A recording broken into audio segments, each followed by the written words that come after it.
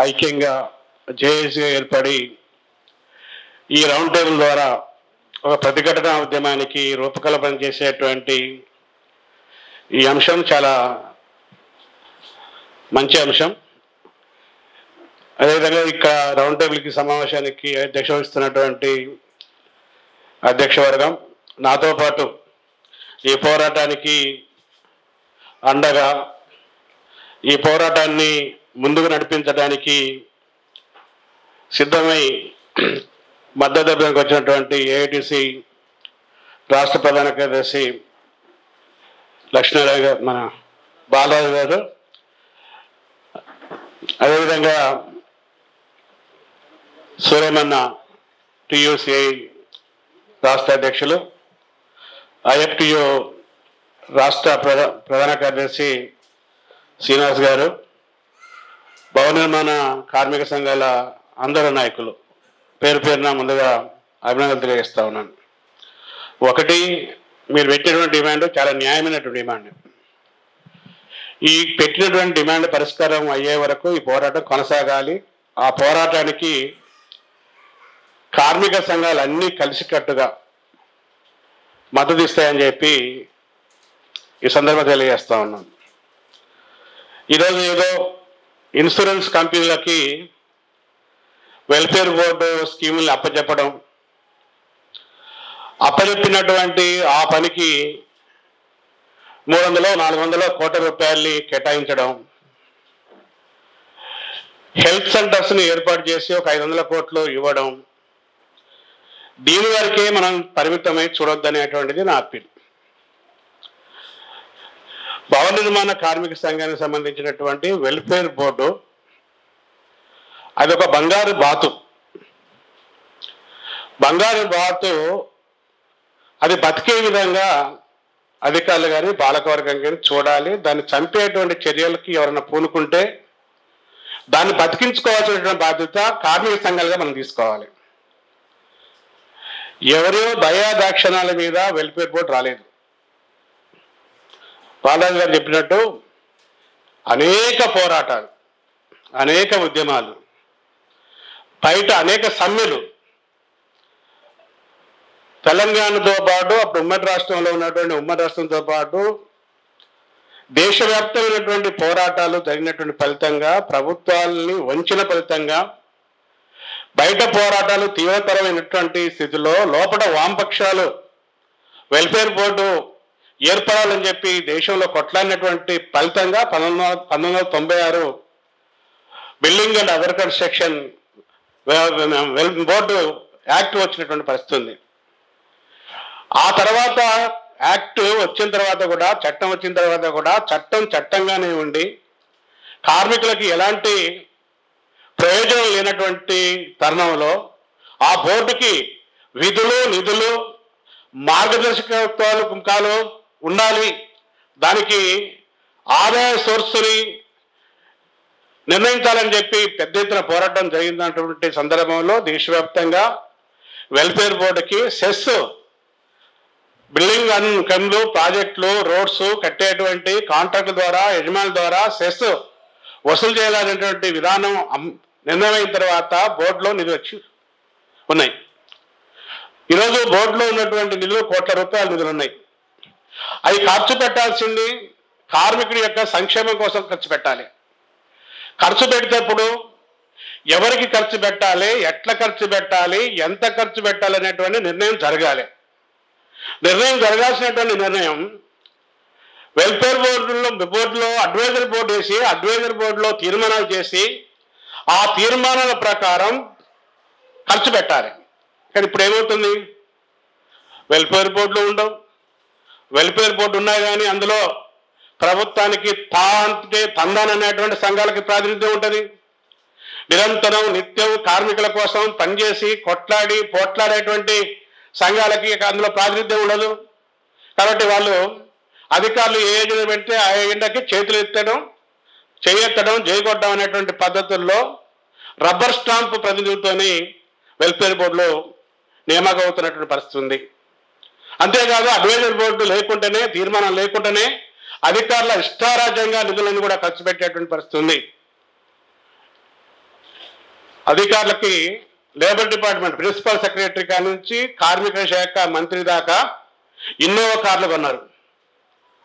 Innova కార్లు కొంటే ఆ కార్లకి ప్రభుత్వం బడ్జెట్ కేటాయించిందా? ఏ నిధుల నుంచి కొన్నారు? వెల్ఫేర్ బోర్డు నిధులతో ఇన్నోవా కార్లు కొన్నారు. లేబర్ డిపార్ట్మెంట్ని ఆధునీకరణ చేశారు. అద్దాల మేడగా లోపల సుందరీకరణ చేశారు. ఆ లేబర్ కమిషన్ అంజయ్ భవన్ని ఆధునీకరించడానికి కాంగ్రెస్ ప్రభుత్వం నయా పైసా కేటాయించిందా? ఒక్క పైస కూడా కేటాయించలేదు. వెల్ఫేర్ బోర్డుల నిధుల్లో నుంచి ఖర్చు పెట్టారు. పక్కనే ఒక బిల్డింగ్ కడుతున్నారు. ఆ గ్రౌండ్లో పెద్ద బిల్డింగ్ కడుతున్నారు. దానికేమన్నా ప్లాన్ ఉండి ఎస్టిమేషన్ వేసి దానికి బడ్జెట్ అప్రూవల్ వచ్చి దానికోసం రాష్ట్ర ప్రభుత్వం బడ్జెట్ కేటాయించిందా? ఒక్క పైస కూడా కేటాయించలేదు. వెల్ఫేర్ బోర్డు నిధులు ఈరోజు ఖర్చు పెడుతున్నటువంటి పరిస్థితి ఉంది. అంటే ఈరోజు అక్కడ ఉన్నటువంటి బంగారు బాతుని ఒకేసారి చంపి అందులో ఉన్నటువంటి డబ్బులన్నీ కూడా మెక్కాలి, తినాలనేటువంటి ఉద్దేశంతోనే ఈరోజు ప్రభుత్వం ఉంది, ప్రభుత్వంలోని అధికారులు ఉన్నారు. ఈరోజు ఈ యొక్క నిధుల దుర్యోగాన్ని అరికట్టేటువంటి విషయాన్ని మనం చాలా సీరియస్గా తీసుకోవాల్సినటువంటి అవసరం ఉంది. ఎవడైతే ఆ నిధులు దుర్యోగానికి పాల్పడుతున్నాడో, ఎవరైతే ఆ నిధులు తింటున్నటువంటి వాడిని కక్కించే పద్ధతిలో మన పోరాటం ఉండాలి. ఏదో రౌండ్ టేబుల్ పెట్టి లేకపోతే కార్యాచరణ చేసి అయిపోగొట్టి ప్రెస్కి ఇచ్చి పేపర్కి ఇచ్చేటువంటి పద్ధతికి ఉండొద్దు.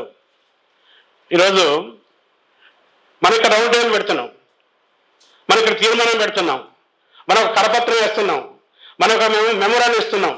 ఇది కార్మిక సంఘాలుగా మీరు చేసే దానికి అభినందనీయమే. కానీ అటు కౌంటర్ పార్టీగా ఉన్నటువంటి ప్రభుత్వం ఏం చేస్తుంది? లేబర్ డిపార్ట్మెంట్ అధికారులు ఏం చేస్తున్నారు? ఆల్రెడీ ఇన్సూరెన్స్ కంపెనీలకు ఇచ్చేశారు. 500 కోట్లు పోయినాయి, కంపెనీలకు ఇచ్చేశారు. ఆ పేర్లకి కొంతమందికి పాలసీ ప్రీమియం కూడా కట్టేశారు. ఇది నిర్ణయం చేసేటువంటి స్థాయి లేదు. నిర్ణయం అయిపోయి అమల్లోకి వచ్చేసింది. కట్టినటువంటి ఇన్సూరెన్స్ కంపెనీ ఏమన్నా అది ఐఆర్డిఏ రూల్స్కి అనుగుణంగా ఉందా? లేదు అదేమన్నా ప్రభుత్వ రంగంలో ఉన్నటువంటి ఇన్సూరెన్స్లా? లేవా బోగస్ ఇన్సూరెన్స్ కంపెనీలు వాటికి ఐఆర్డిఏ రూల్స్ కూడా సరిగా అమలు కానటువంటి ఇన్సూరెన్స్ కంపెనీలు, ఒక బోగస్ కంపెనీలకి ఐఆర్డిఏ రూల్స్ని కూడా పాటించినటువంటి కంపెనీలకి ఊరు పేర్లు లేనటువంటి అనామక కంపెనీలకి తెలంగాణ రాష్ట్రంలో ఉన్నటువంటి సుమారు 40 లక్షల మంది భవన నిర్మాణ కార్మికులు, 40 లక్షల మంది కంటే ఒక్కో ఇంటి 4 వేసుకున్నా కానీ 1 కోటి మందికి 1,50 లక్షల మందికి ఉన్నటువంటి వాళ్ళని అన్యాయం చేస్తూ ఈరోజు ఈ నిర్ణయం తీసుకోవడం అంటే ఈ నిర్ణయాన్ని ప్రతిఘటించాలి. ఖండించడం కాదు, ప్రతిఘటించాలంటే మనం కూడా రంగంలోకి దిగాలి. ఫీల్డ్ పోతున్నారు, క్లైమ్ చేసుకుంటున్నారు, ముందే అగ్రిమెంట్ చేసుకుంటున్నారు. ₹1,00,000 ఇస్తే నీ డెత్ క్లైమ్ చేస్తామని చెప్తున్నారు, లేకపోతే నీ సహాయ మరణం అయితే 50,000 చెప్తున్నారు. ఈరోజు భవన నిర్మాణ రంగంలో ఉన్నటువంటి కార్మికుల కోసం పనిచేసేటువంటి సిన్సియర్ నాయకుడు ఒక అన్యాయం జరిగినటువంటి ఒక బాధితుడిని ఏ లేబర్ డిపార్ట్మెంట్ దిశమైనా కానీ న్యాయం జరగడం లేదు. ఇది వాస్తవం. క్లైమ్లు అవుతున్నాయి. క్లైమ్లో వాళ్ళు చెప్పుకోవడానికి సంఖ్య చెప్తున్నారు, మేము ఇంత ఇచ్చినామని చెప్తున్నారు. క్లైమ్ల యొక్క రేషియో పెరుగుతుంది. కానీ ఎవరికి పెరుగుతుంది? బతికున్నటువంటి వాడిని కూడా చచ్చిపోయినట్టు రికార్డు సృష్టించి బతికున్నటువంటి వాడిని కూడా క్లైమ్ చేసుకునే పరిస్థితి తెలంగాణ రాష్ట్రంలో ఉంది. ఇది వాస్తవం కాదా? ఈ పరిస్థితి లేదా? ఒక మండలంలోనో, ఒక జిల్లాలోనో, లేకపోతే ఒక ప్రాంతంలోనో ఒక 20-30 నిజమైనటువంటి బాధితులు పేరుతో అప్లై చేస్తారు. బాధితులు మా పేరు అప్లై చేసినట్టు ఉంటుందని చెప్తారు. కానీ అక్కడ లేబర్ అధికారులు, ఇక్కడ పైరధికారులు ఇద్దరు కూర్చొని బినామీ పేర్లు పెట్టి ఈరోజు లక్షల రూపాయలని ఈరోజు దుర్వినియోగం చేస్తున్నారు. నిజమైనటువంటి బాధితులకి న్యాయం జరగడం లేదు. ఈరోజు బోకర్ల రాజ్యం జరుగుతుంది. కార్మిక సంఘాలకి కార్మికుల కొట్లాడేవాడికి, నిజమైనటువంటి వాడికి ఈరోజు లేబర్ డిపార్ట్మెంట్ వాడి మాట వినేటువంటి స్థితి లేదు. అసలు ఎందుకు ఇంత జరుగుతున్నాయి కానీ ప్రభుత్వం ఇంత జరుగుతున్నాయి కానీ ప్రభుత్వాలు ఎందుకు చూస్తున్నాయి కళ్ళపు చెప్పి? మన రాష్ట్రంలో కాంగ్రెస్ ప్రభుత్వం ఎందుకు చూస్తుంది? కేంద్రంలో ఉన్నటువంటి వాళ్ళు ఈ బోర్డుని నిర్వీర్యం చేస్తారు ఎందుకు చూస్తున్నారు? ఎందుకు చూస్తున్నారంటే బీజేపీ అనుసరించేటువంటి విధానమే దీనికి కారణం. మనందరం చేస్తూ చాలాసార్లు చెప్పుకున్నాం, పోట్లాడుతున్నాం. కార్మికులకు ఎలాంటి సంక్షేమం ఉండకూడదు. కార్మికులకు ఇప్పటిదాకా ఉన్నటువంటి సంక్షేమాన్ని తీసేయాలి, సంక్షేమం మీద దెబ్బ కొట్టాలనేది బీజేపీ పాలసీ. కార్మికులకు ఇప్పటిదాకా పోరాడి సాధించుకున్నటువంటి మేలైన మెరుగైనటువంటి చట్టాలు ఏమి ఉండకూడదు, వాటిని తీసేయాలనేటువంటిది బీజేపీ పాలసీ. కార్మిక చట్టాలే ఉండకూడదు, కార్మిక చట్టాలని రద్దు చేయాలని చెప్పి 29 కార్మిక చట్టాలు రద్దు చేసి 4 లేబర్ కోడ్లు తీసుకొచ్చింది బీజేపీ పాలసీ. 4 లేబర్ కోడ్లకి వ్యతిరేకంగా దేశంలో ప్రతిఘటన ఉద్యమం బాగా వస్తుంది, పెరుగుతుంది. డైరెక్ట్గా మనం దీన్ని అమలు చేయలేము, దొడ్డిదాన్ని అమలు చేయాలి, దొడ్డిదాన్ని అమలు చేసి వీళ్ళకి ఏమి లేకుండా చేయాలని చెప్పి ఈరోజు కుయుక్తులు పంతుంది. ఈరోజు 4 లేబర్ కోడ్ల స్థానంలో లేబర్ కోడ్లు అంటే ఈరోజు మన వాళ్ళు అగ్గి మీద గుగ్గే పోరాటాలకు వచ్చేటువంటి కార్మిక సంఘాలు చేసినటువంటి కృషి వల్ల ఈరోజు శ్రమశక్తి శ్రమనీతి అనేటువంటిది ఈరోజు 2025 తీసుకొచ్చి నూతన లేబర్ పాలసీని తీసుకొచ్చి అందులో మన ధర్మశాస్త్రాన్ని చొప్పించి, మన ధర్మశాస్త్రంలో ఏముంది? పని చేసేవాడే పని చేయాలి, యజమానిగానే ఉండాలి, బానిసగా ఉండాలి, హక్కులు అడగవద్దు, వీటిని అమలు చేయాల్సిందే, అంగీకరించాల్సిందని చెప్పి ఈరోజు కొత్త నూతన లేబర్ చట్టాన్ని తీసుకొచ్చి కార్మికుల్లో గందరగోళం పెట్టేటువంటి పరిస్థితి ఉంది. కాబట్టి దీని అన్నింటి గమనిస్తే ఈరోజు మన మీద జరుగుతున్న దాడి, ఈరోజు లేబర్ డిపార్ట్మెంట్లో ఉన్నటువంటి వెల్ఫేర్ బోర్డుని ఈరోజు నిర్వీర్యం చేసేటువంటి కుట్ర ఈరోజు ప్రభుత్వ విధానంలో దాగి ఉంది. కాబట్టి బీజేపీ అనుసరించేటువంటి విధానాన్నే మన రాష్ట్రంలో ఉన్నటువంటి కాంగ్రెస్ ప్రభుత్వం కూడా అమలు చేస్తుంది. బీజేపీ 8 గంటలని 10 గంటలు పెంచాలని చెప్పి లేబర్ కోడ్లో పెడితే మన రాష్ట్రంలో ఉన్నటువంటి రాష్ట్ర ప్రభుత్వం ఇక్కడ షాప్స్ అండ్ ఎస్టాబ్లిష్ చట్టానికి సవరణ తీసుకొచ్చి ఇక్కడ కూడా 10 గంటలకు మార్చారు. ఐటీ ఉద్యోగులకి కార్మిక చట్టాలు అమలు చేయొద్దని చెప్పి కేంద్ర ప్రభుత్వం చెప్తే మన రాష్ట్రంలో కర్ణాటకలో అమలు చేశారు. అంటే ఈరోజు వెల్ఫేర్ బోర్డు మీద జరిగే దాడి కార్మిక చట్టాల మీద జరిగేటువంటి దాడిలో పరంపరమే. కాబట్టి ఈరోజు నోటికాడి కొడుకుపోతుంది, కార్మికుడి నోటి దగ్గర కొడిపోతుంది. కార్మికుడి నోటికాడ కొడిని మనం పోకుండా చూడాలంటే మీ రౌండ్ టేబుల్లో పెట్టిన తీర్మానాన్ని CIT 100% బలపరుస్తుంది. ఆ కార్యాచరణ కూడా ఏదో ఉత్తుత కార్యాచరణ కాకుండా ప్రతిఘటన పద్ధతుల్లో కార్యాచరణ పోవాలి. ఎందుకంటే ఆల్రెడీ అమల్లోకి పోయింది కాబట్టి. మీరు ఇందిరాబాద్ దగ్గరకు వస్తారు, ఇప్పుడు ప్రభుత్వం ఇందిరాబాద్ని 2 షిఫ్ట్లు చేసింది. 1 గంట దాకా ఒక ధర చేసుకోండి, 1 గంట తర్వాత ఇంకో ధర చేసుకోండి చెప్తారు. అక్కడనే ఉంటాం, మనం అక్కడే చేస్తాం.